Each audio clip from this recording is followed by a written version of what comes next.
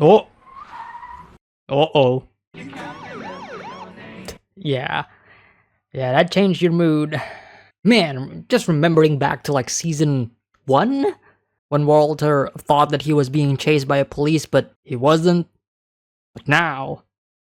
No, sir, your windshield. Ah. I was one of the first responders on scene that day. Then what are you doing? Citing you, sir. What did I do wrong? What, you don't believe me? Sir, regardless of how that windshield was damaged, this car is unsafe to drive in this condition. Mm-hmm. Stand down or I'm gonna pepper spray. Oh, you're gonna pepper spray? You understand Perfect. That is just perfect. Pepper spray the man who's expressing his opinion under the First Amendment. Oh. Great cut. But yeah, Better Call Saul. Border Patrol came across multiple homicides just this side of the border. You can still see the charred corpses there. Meanwhile, Jesse, how you holding up, man? How you holding up? Ah, the old house where he and Jane used to be.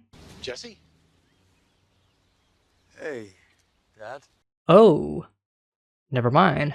So, you're selling the place?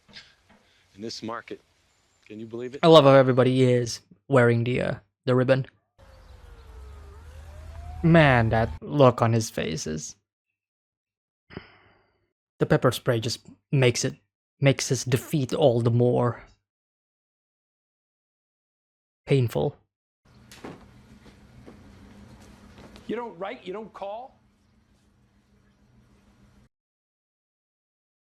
Man, everybody's wearing those ribbons. Except for Jesse and Walter. She's bluffing. And she knows it. Saul is speaking a lot of like... And after a decent interval of time, well, there are other fish in the sea. The way Walter just looks at him at that. Yeah. First step, talk to our friend and get cooking. Ah. Back at it again. I can't be the bad guy. But you are. But you are, though. I can't be the bad guy. I love this guy. I love Walter's character so much. Like... It's great.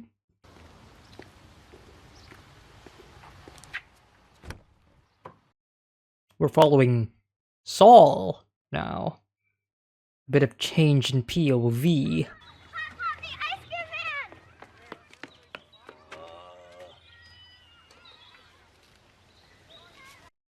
Oh, is that a...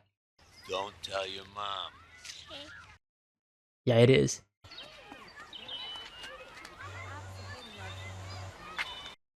Oh, why am I forgetting his name? It's me. We may have a wife problem. Oh, this is... Oh... I'm not sure. This could go badly. It's not exactly what Walter wanted, though, but, You may not love him anymore, but I do. I mean, why you gotta be such a bitch? Hey, no. You can't talk to your mom. Hank, it's right. that was big for his development. Reverting back to Walter Jr. I know it's none of my business, but keep it well from the kids, man. Yeah, that's a bit too much, Skylar. If he cheated on her, then she would have told me by now. It just feels like something more. No, it's more. It's more. You wouldn't talk to him, would you? Help him pull his head out of his ass. All right, scratch that. Saul is gonna be the one who's going to bring them back together, is he? You want a job? A job? Who's got a job for me? I do. Okay. Interesting. But like I'm trying to think about like who wants to benefit from all of this. Saul, obviously. And Gus as well. That is very interesting. That one single band-aid just ticks him off. Because it's not supposed to be there. Hey.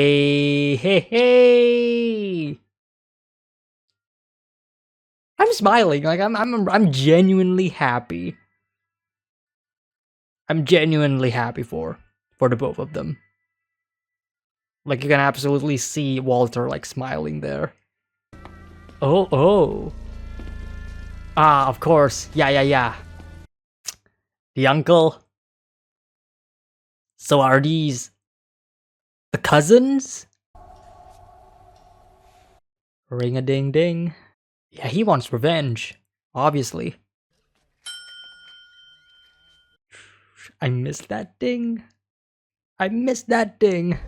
Oh, that's great. That is great.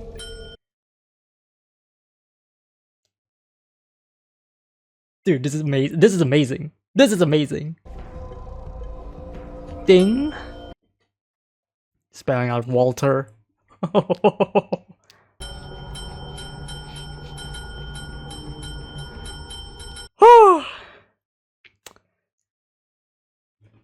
I am so invested. Fucking Tuco from season 1, and still his presence being felt. Meanwhile,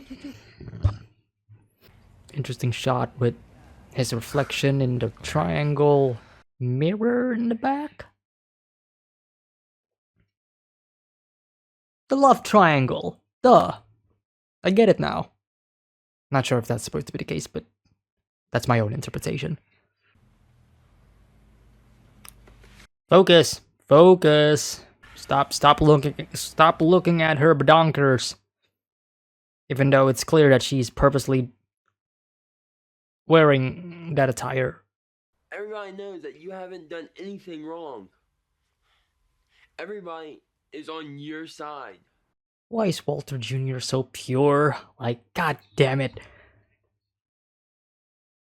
You know, I like his character, but I am loving his character right now. Let's try to see this in a positive light, okay? Both of us. Even with all of their past differences, especially in the first season. Seeing them reconcile and be this close is great and sad at the same time. Well, this is a waste of time. How could you possibly imagine that we would entertain this? Come on, honey. I don't know. I just thought some allowance was in order once I heard about the meth lab.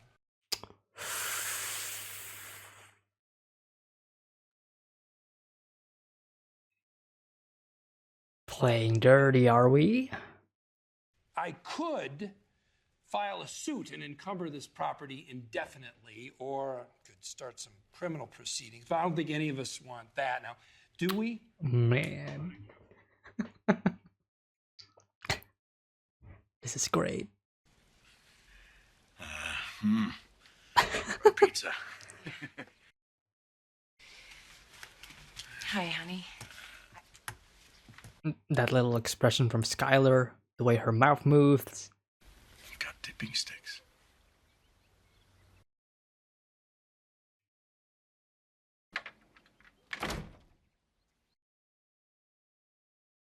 Oh, that sucks.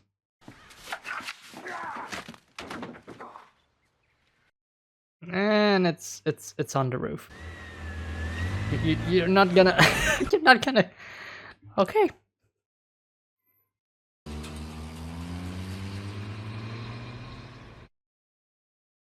Well, that pizza's gonna be there for the rest of the episode. Oh, Walt. This poor man. I mean, it's still his fault, but at the same time, it's like...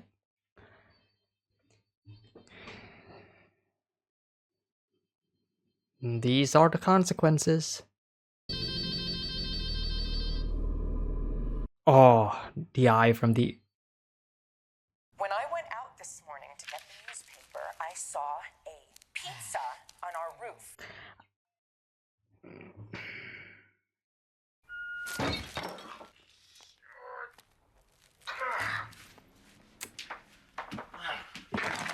Skylar. Get your restraining order right here. Restraining order. I can see why people hate Skylar now. Breaking even's not so bad. That he almost said the thing. Jesse, the house has been sold. Yeah, who bought it? Yeah. Bought the place.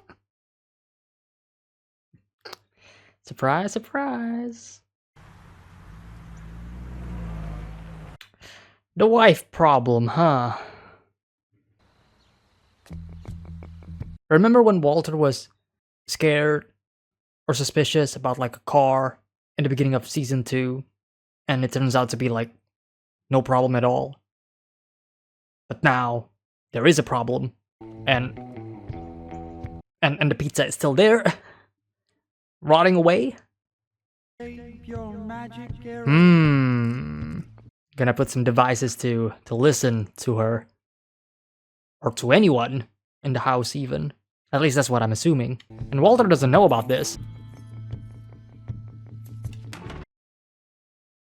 Wow, they changed the key locks as well. I love how the pizza is still there. You can definitely still see the pizza right there.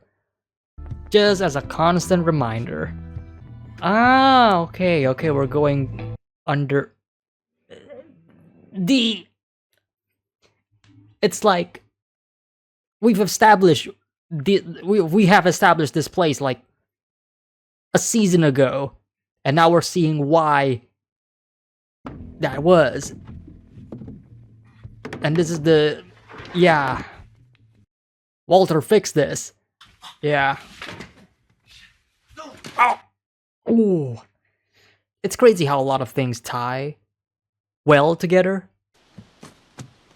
The fucking pizza, man.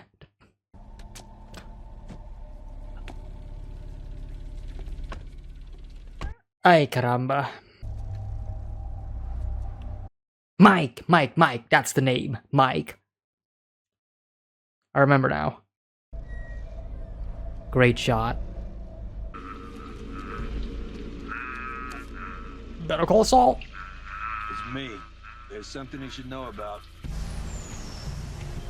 Hold on. Oh. The Gus.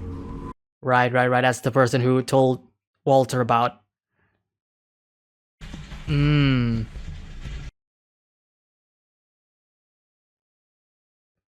So Gus still wants Walter, huh? I mean, of course. Now it's like a favor, right? I helped you, so now you need to help me. I love how they just sit on the... Oh my god.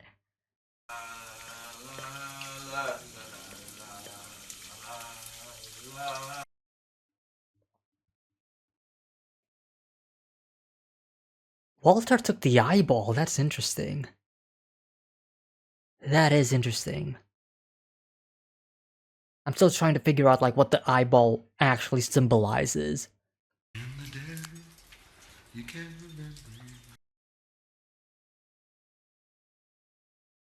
The connections though.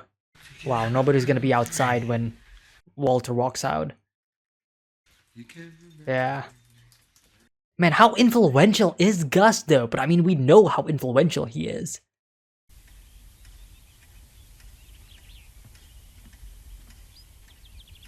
Wow.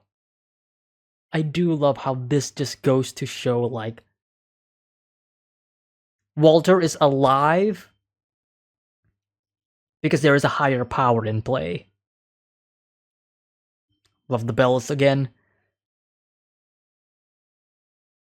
Again, that goes to show like how Walter is just he is insignificant compared to like all of these other characters that are involved in this universe, right? Okay, so Breaking Bad season 3, episode 2. Wow. They are definitely upping the tension, that's for sure. Some of the things with, I mean, let's just talk about like the fact that by the end of this episode, it's pretty much like conveyed at how minuscule Walter White is in the grand scheme of things, right? He thinks that he's at the top of the world, right? He has been doing all of this for 3 seasons now, right? And yet, he is still not the most powerful man in this show. Not by a long shot. There are other people more powerful than him, and they are the ones who are deciding whether or not he is going to live or die. Because Walter doesn't know anything that happened towards the end of this episode, right? He doesn't know that Mike was there,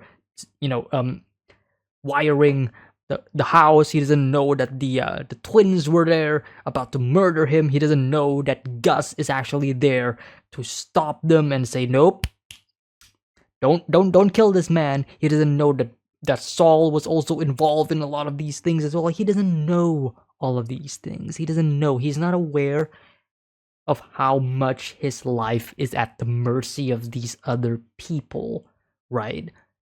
And of course, the goal of the show, of course, is for Walter to get rid of all of these people and to be the top dog, right? To be the one at the top, to be the one who is controlling everything, right? The problem is, the ones who are controlling Walter are really dangerous and kind of hard to beat, right? Like, you would think that Tuco is like one thing, these are a completely different league. And I guess it also goes to show like how unfortunate Tuco's situation was. It just so happens that Tuco was at the wrong place at the wrong time. You could say that in the beginning Walter was in the wrong place at the wrong time, but ultimately Tuco messed with the wrong person. But because Walter and Jesse mess with Tuco, that just kind of snowballs into this whole fiasco with the with the twins and with the uncle as well. It's like, oh boy, yeah. Every action has their consequences. And we're seeing more and more of that. It's just an ever constant evolution. And that's another thing about Breaking Bad and Walter White, the character. It's an ever evolving situation. It's every time something happens in the show, especially towards Walter, right? I guess now looking at other people's like reaction in the beginning of the of season 1, right? I'm starting to finally watch like some people's reactions to it. It's clear that there's plenty of moments where we would collectively say this is the moment where that Walter changed, for example. And at this point, I feel like that's almost becoming a meme. I'm starting to learn about that as well, because like I'm starting to see like that in the comment sections now and again. Not in my videos, but like in other people's videos. But it's thinking about it. There never really is a definitive moment where this is the moment where this changes or where Walter becomes Heisenberg or whatever. Like, there isn't, because it's always an ever constant evolvement, right? It's slow. It's not like he switched from one character to another. No, it is a slow, methodical transformation. And that's also the thing with the story of Breaking Bad. It's not like we went from like one disaster to the next. No, it's still the same disaster from season 1. It's just that it is snowballing into something bigger and bigger, and it's attracting more and more forces, and now we are in this mess that we are currently living in. So it just goes to show like how well written the show is, because sometimes it's this really overarching narrative that is not stopping, and it's just evolving, and it's just growing, and it's just becoming more and more crazier, and the conflict is just ever changing. One conflict never ends, it just becomes bigger. And the same thing with Walter as well. So yeah, on that regard, great stuff. I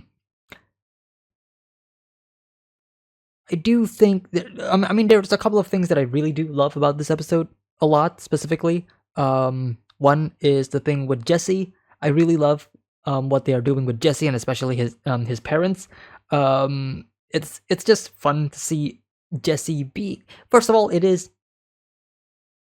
alleviating, to say the least, to see Jesse not be in the situation that he was in the previous season, right? He was very down in the dumps, very depressing. Now it feels like he is starting a new leaf. Obviously, we are setting a new status quo, but that status quo is about to change, especially since a lot of people, whether it is Saul, whether it is Gus, they want the meth. They want Walter and Jesse to work. Right now, they don't want to work. It's always this formula, right? Where you start with them wanting to do the work, and then they realize that, nope, this is wrong, and then they don't want to do it anymore, and then they realize, nope, we have to do it, and then they do it again, and then it's a rinse and repeat again and again and again, constantly evolving. But yeah, this is not going to last, obviously. But going back to what I was saying about Jesse, I do love the fact that we got that little tidbit with Jesse, seeing how he is more clearer in the mind, but then seeing him buy his parents' house, and how Saul just kind of orchestrated all of that, of like, hey, the meth lab in the basement, yeah, 400 final offer. Like, you don't want me to spread this news, do you? And they had no choice. But then Jesse comes in and like, oh yeah, I bought the house. Like, that's great. That's like a power move from Jesse. I really enjoyed that. But hey, we got a new house. Jesse has a new place.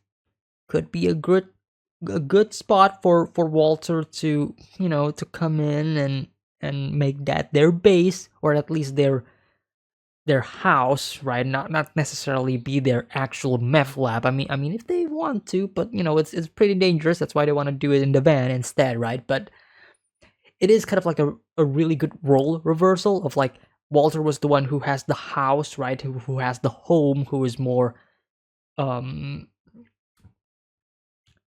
inviting for Jesse, to say the least, right? Like, Jesse was the one who was trying to find a place to stay, and Walter has a place to stay. Now it's the opposite. Walter does not have a place to stay. I mean, he does, but like, obviously a far cry from his actual house, right? And now Jesse has a really good spot, and yeah, I can see where they're gonna go with this. Again, could be wrong, but I think it's a really great opportunity for Walter to, to crash in Jesse's place, if of course the time happens where they have to cook the meth again, or they have to reconcile, and they have to, become a partner again, right? Yeah, the stuff with Jesse is great. The stuff with Walter himself is, I'll get to Walter later. I want to talk a bit about this one because this is right in front of my screen. I do love this. I do love how we are having this really nice parallel between this relationship, this growing relationship, and the past relationship with Walter, right? And of course, I did see this during the reaction. This triangle, this mirror right here with Ted's reflection right in the back. You can interpret this as any way you want, right? Either it's a love triangle or just the center of the problem, right? Where Ted is right there in the middle. It's like, hey, he is kind of coming into this relationship and kind of filling in the gaps, kind of filling in the hole that Skylar is purposefully shoving away. And it's not like it's 100% his fault, because obviously Ted has, this is none of his business, but he is kind of pressing towards her, you know, from the very beginning. So it's clear that he has a thing for Skylar, or at least they obviously have a past. And speaking of Skylar, this episode, oh boy. I mean, previous episodes we kind of see Skylar and her behavior, but this episode we kind of seen that this is the episode that actually made me go, But I still understand her though. I understand why people hate her. I can see why people hate her. I can obviously see why Walter and everybody else in the show hate her. But at the same time, it's like, for me at least, it's understandable why she's acting this way. Sure, she's maybe overdoing it, but when you just find out that your husband is probably doing all of this really bad stuff and like the implications and what it could mean to the family itself, and she's also trying to, in her mind, she's doing this because she thinks that she is also saving or at least protecting the family, because she isn't also telling the truth to like the federal officers, for example, or the DEA, then yeah, it's like, it's really complicated. It's really complicated. It is stressful. You have no idea what to do. You think you are in the right. That is like Skylar's the way she's feeling right now. Like, she feels like she is in the right, but obviously there are two sides of the story, right? In Walter's perspective, obviously she is doing everything that is going against Walter's wishes. Of course, Walter is going to be frustrated. Of course, Walter being the main character and the character that we, the audience, can either relate or attach to the most, we are going to sympathize with Walter. We are going to be feeling as frustrated towards Skylar as him. But still, I can't really hate her because I can understand why she's doing all of this. I disagree with her methods, but I can understand why she feels this way, right? It's quick. That's the thing. She is handling, and the way she is handling the situation and the way she is processing the situation is done in a very quick manner. It's like, okay, you're guilty. Divorce time. Stay away from me and from the kids.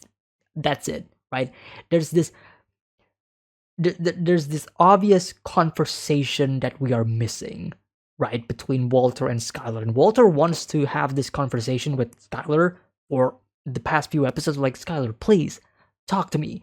Work this out with me. And Skylar is ignoring that, and she is like, nope. I already gave you my ultimatum. There is no further discussion with this. Right? And that's like the problem, right? It's an immediate gut reaction from Skylar to do all of these things. And while I don't fully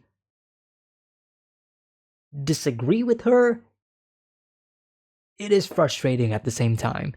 So I'm on the boat that doesn't really hate Skylar and understand why she's acting this way, but at the same time I can see how she could be annoying for a lot of people, especially in this episode.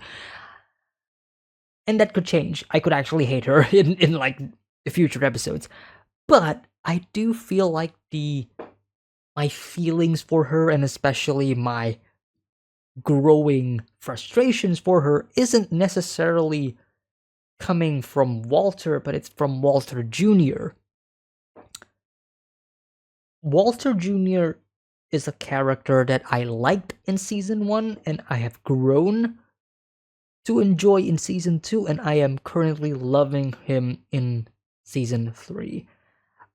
Especially in this episode when he was referred to as Flynn and then he said, "No, I am Walter Jr. Say his name. Why are you afraid of him?" Right? It's is this, I guess, how do I describe it? It's touching. It's touching. It's touching to see this character, this son, this person who obviously loves his father and obviously has a level of admiration towards his father, regardless of all of the bad relationship that happened in the past. Like, he still respects him as a father, you know? Like, all of those rocky moments in the beginning of the show, even when Walter was trying to, you know, teach him how to drive a car, right? And trying to call him Flynn and whatever, right? It's very awkward at that time. But now, after Walter is taken away from him, this is really Walter Jr. This is his true colors, right? This is when his real self is being shown, and I love it. And the fact that he went out of his way to actually, you know, go to Walter's place that he is currently living in, right? Surprising him. Walter even felt surprised. He was smiling. He was like, oh my god, yes, my son. But then, of course, all of that has to come to an end. And he needs to get back to his house. And of course, that happened. Walter trying to reconcile with a box of pizza, and yeah, that happened. I do love the fact that the pizza still stays in the roof for, I don't know how many, was it a day or two, but like the pizza stayed there for a long while, and you can see the pizza just kind of rolling down more and more, and all of the toppings is also kind of smudging down as well. It's like, ugh. But like, I'm trying to figure out like the symbolism for that.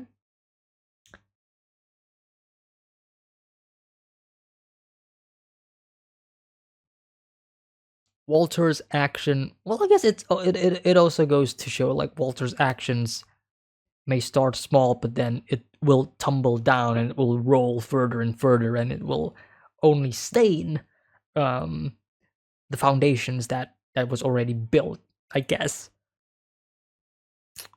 But yeah, that's pretty much it. Also, Walter cleaning the pool was a very interesting thing that he did to me. He's been in pools a lot, or at least been near pools a lot, and a lot of things happen in pools. A lot of things drop in pools, whether it is garbage or pukes or cigarettes that he purposefully threw. But at the end of the day, he will always try to clean it up. I find that interesting. I find that very interesting. Because it's like, he sees the mistake. He sees the trash, the garbage, the undesirable, the object that is obviously not supposed to be there, and he's trying to get rid of it. He's trying to clean it. But obviously that's one object, or at least small objects, right? The pool is still big, the pool is still pure in a way, it's still clean for the most part. But what happens when the pool is full with a lot of garbage? What is he gonna do? Is he still going to try to clean it up? Or is he going to ignore it and say, yeah, fuck it, it is what it is? Who knows? I think that's pretty much it for my discussion for Breaking Bad Season 3, Episode 2. I know it's a pretty short discussion, 15 minutes or so. Throat's feeling a bit sour, so I'm gonna cut it there. So continue on with the discussion in the description below. I'm sorry, in the comment section down below. Let me know your thoughts. We'd love to hear them. And yeah, that's pretty much it. Hope you guys enjoyed my reaction and my discussion for Breaking Bad. Hope you guys enjoy it. Yeah, early access on Patreon as usual. So if you want to support me, then there's a place to go. All right, that's pretty much it. Take care. Have a nice day. Peace.